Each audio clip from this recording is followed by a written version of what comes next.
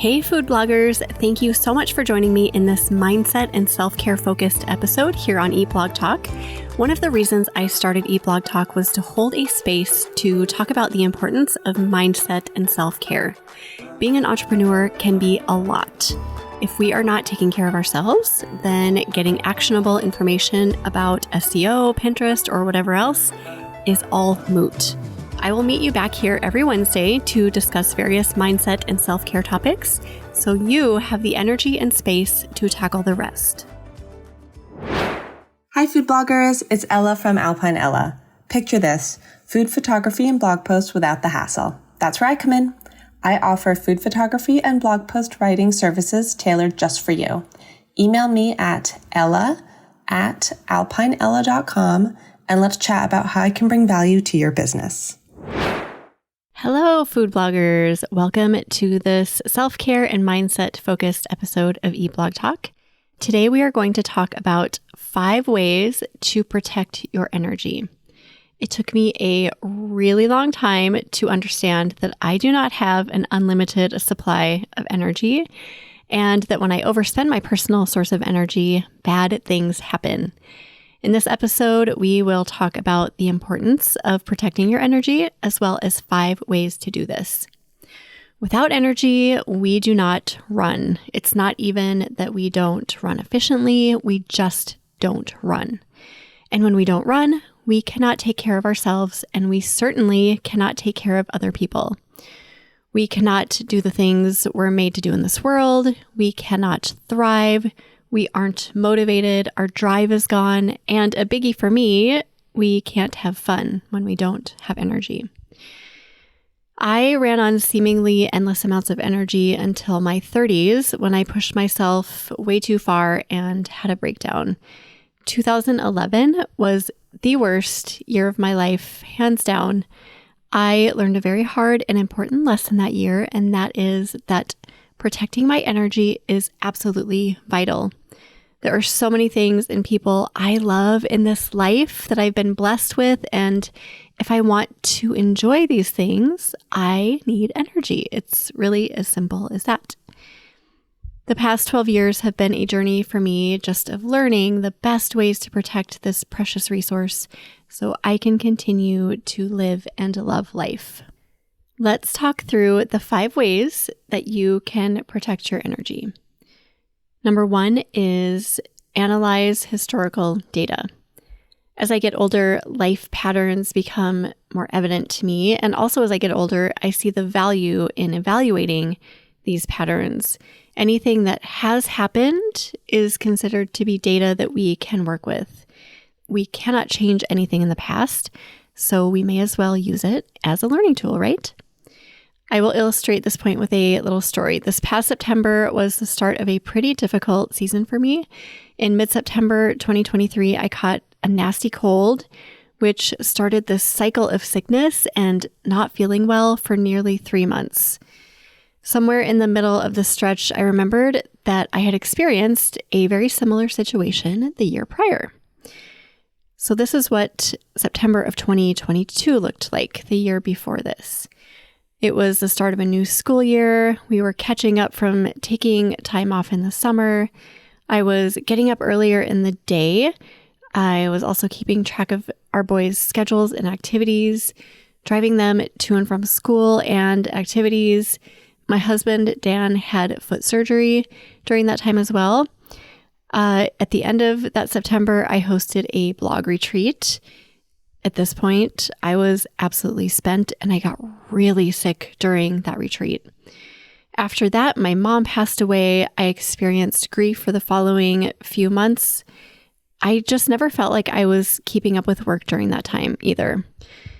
That was my September 2022 snapshot. Here is my September 2023 snapshot. It was the start of a new school year. I was again catching up from taking time off in the summer, getting up earlier to get the boys off to school and get going with work. I was keeping track of boys' schedules and activities, driving to and from school and activities. Also hosted a blog retreat at the end of September in this year as well. And at this point, I was spent and got sick again. Then we experienced the 1-year anniversary of my mom's passing. A few new big work projects were on my plate at this time too. We started Flavor Media. I also started a second blog, started an accountability group for food bloggers. I was recruiting for the mastermind and mini minds groups. I had my other blog to keep up with and the podcast. Oh my gosh, which all led me to believe that I needed to work in the evenings and on weekends, which did not help at all. There are so many parallels with the timing and events and the way my body and mind responded to all of these things from 2022 and on to 23.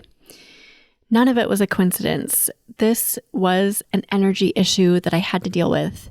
Both years, my body and my mind were massively energy deprived. I had depleted my resources and then some, and somehow expected to keep operating at normal capacity. Just the simple fact of being aware of these patterns is going to help me to manage my future energy. So in 2024, these are the things that I hope to change. I'm going to allow extra downtime in early September to adjust to the school year and a new schedule. I will not be adding any new projects to my work world in the fall. I'm going to consider hosting my blog retreat a different month. I will be more strict with my work hours, so no night or weekend working. And I'm going to be much more diligent about consistency with my exercise, journaling, and meditation during that time. It all starts with awareness. If you are feeling off or crappy in some way, just evaluate how things were last year at the same time, or maybe last season at the same time, or last month. Or maybe there are days of the week or times of the day even that your energy sinks. Whatever the pattern is, notice it, evaluate it, and change it. Number 2 is evaluate your people. This can be a really touchy subject because we can be really protective of the people in our inner circles or just in our lives, even if they deplete our energy. Most people have family members or friends who drain their energy reserves, and it can feel like there's nothing we can do except just put up with it.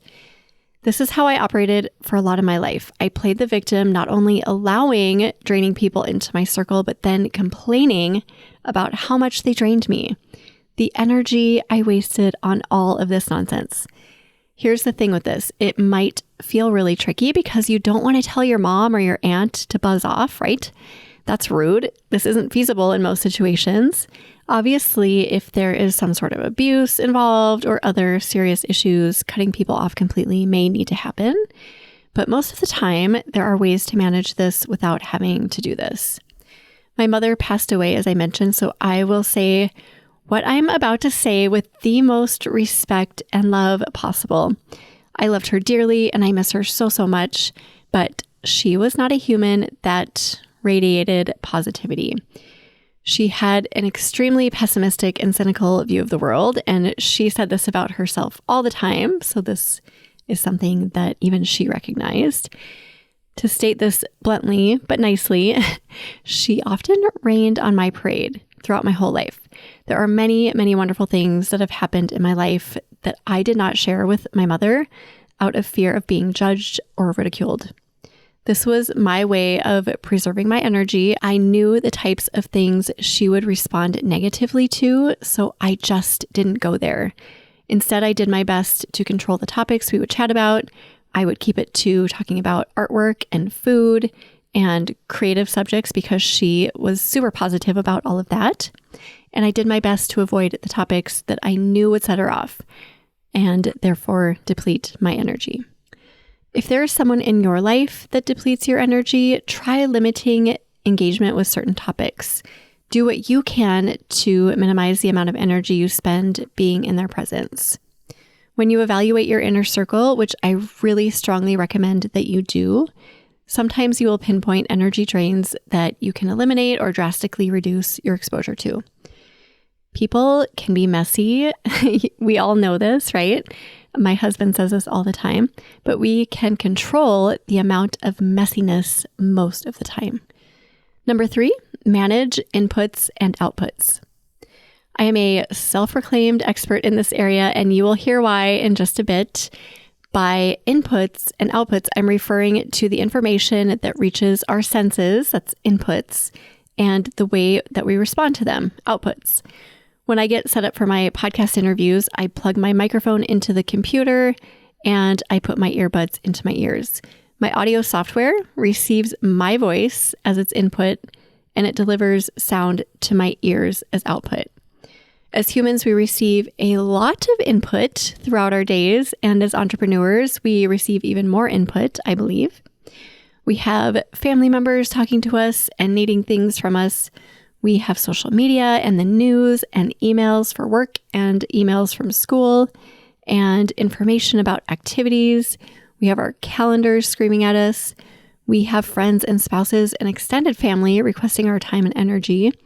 That's just the start of it. So many other things come into our realm every single day. If we don't manage what comes in, our resources will literally be drained before lunchtime. The good news is that we can manage what comes in. This is also known as boundaries.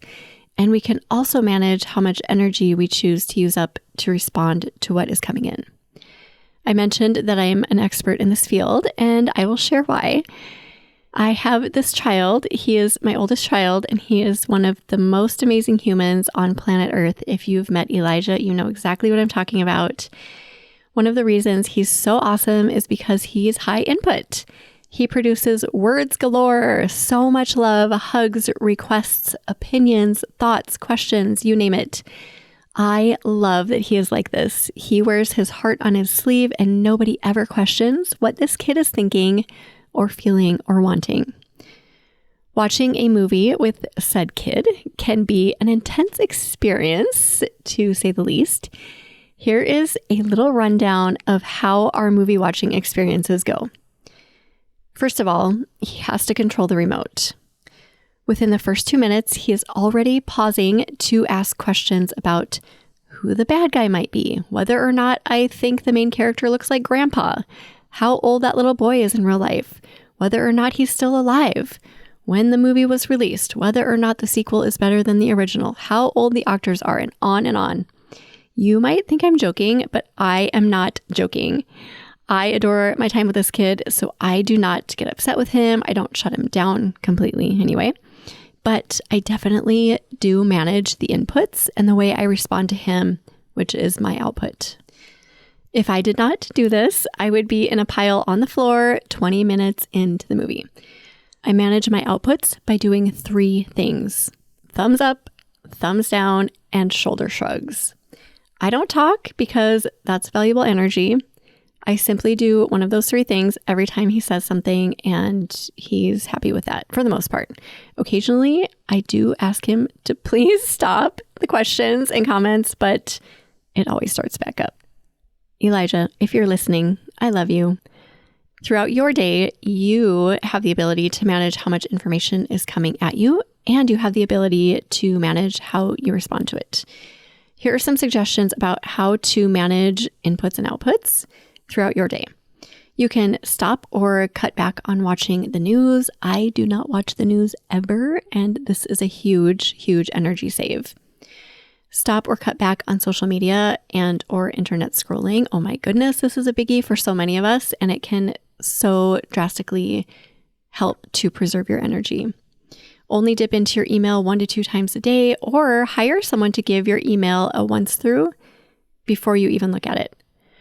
Here's another one that we might not often think about as being an energy depleting act, and that is minimizing drama or gossip, or just shutting it down completely.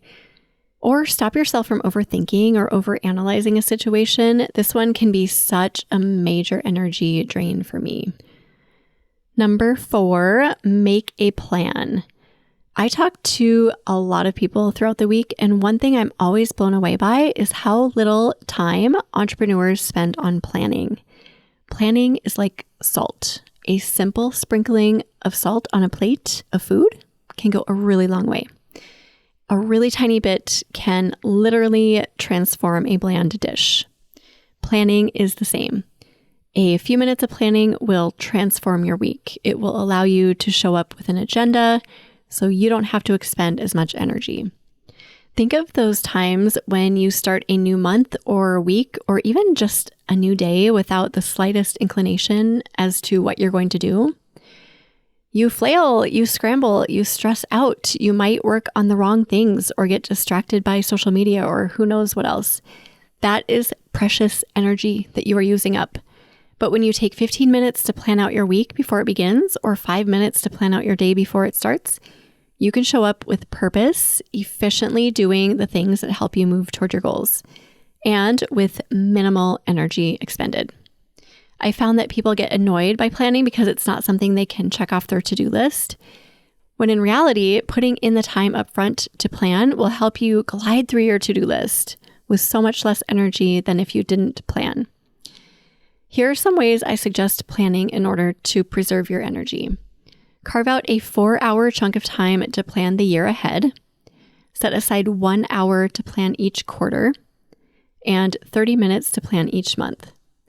Put 15 minutes in your calendar every week to plan the week before it starts and spend 5 minutes in the morning planning out each day. This includes work, of course, but don't forget self-care, learning, and family and relationship time as well. Number 5, fill your tank. So far, we have talked about avoiding or managing the things that deplete your energy. Now let's talk about prioritizing adding energy to your tank. Awareness is key with this one as well. My list of things that give me energy is not going to be the same as yours. Carry a little notebook around with you for a day or a week and note all the things that make you feel good.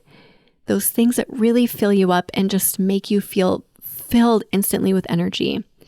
That song you hear on the radio that makes you stop everything you're doing and just lights you up. The talk you have with your best friend. The walk you take through the woods. The smell of bread baking in the oven.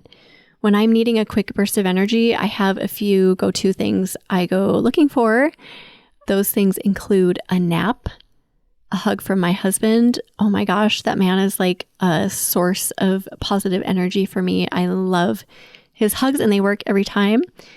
Quality time with my boys or a walk outside. Most of the time, one of these things fills my energy tank. If you are feeling like someone just siphoned your energy straight from your soul, open your notebook and pick one of your personal energy sources and go find it, go play it, go do it, whatever you need to do to restore some of what has been depleted. To summarize, I've left you with 5 ways you can protect your energy. Number 1, analyze your own personal historical data, recognize those patterns. Number 2, evaluate your people. Number 3, manage your inputs and outputs. Number 4, make a plan. And number 5, fill your tank.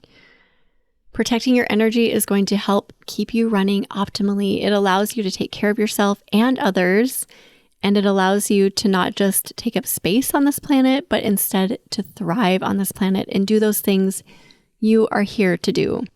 I would love it if you sent me an email or an Instagram direct message and let me know your thoughts on this episode. What fills up your tank?